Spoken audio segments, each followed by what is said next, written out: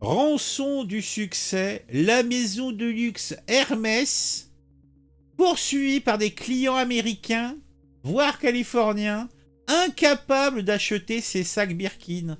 Donc les mecs, ils veulent donner des sous, hein, ils veulent asperger de pognon la maison Hermès, mais la maison Hermès dit non, non, vous n'aurez pas. Alors imaginez les mecs qui veulent une PS5, bon je sais plus, pas une PS5, une PlayStation 5.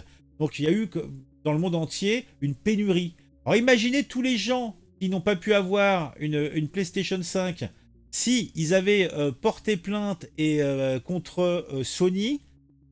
Sony aurait des procès dans le monde entier, vous imaginez seulement. Mais bon, là, c'est la maison Hermès. Donc poursuivi. Alors pourquoi ils poursuivent la maison de luxe?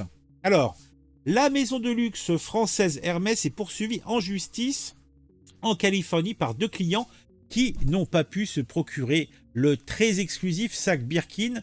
Ils accusent la marque de pratiques commerciales déloyales.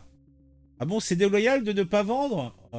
Ça me laisse songeur, ça me laisse pensif. En plus, c'est très très moche, hein. Bon, c'est vrai que j'ai aucun goût, hein, mais moi, on dirait un vieux truc en peau de serpent, en peau Bon, c'est peut-être un petit peu grand pour un serpent, mais là, c'est une peau je sais pas, de crocodile, un truc comme ça.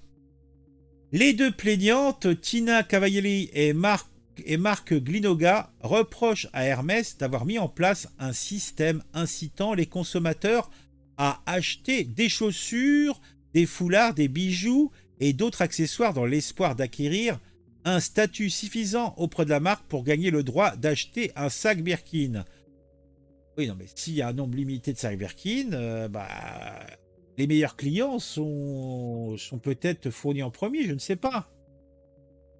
Les vendeurs ont pour consigne de réserver le fameux modèle inspiré par la chanteuse Jane Birkin aux clients. Donc ça, ils sont inspirés par Jane Birkin. Alors, pourquoi?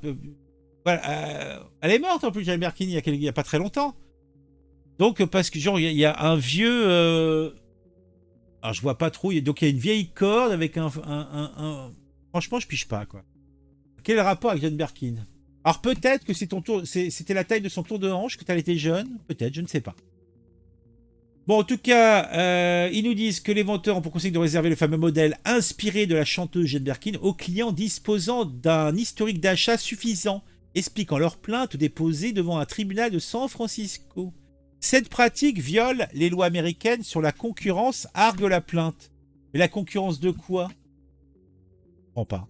Après avoir dépensé des dizaines de milliers de dollars chez le sellier maroquinier, Madame Cavalieri avait pu se procurer le fameux sac. Mais lorsqu'elle a contacté le magasin Hermès pour en acheter un autre en septembre 2022, on lui a répondu qu'il était réservé aux clients qui ont toujours soutenu notre entreprise. Une manière de lui suggérer de faire d'autres achats.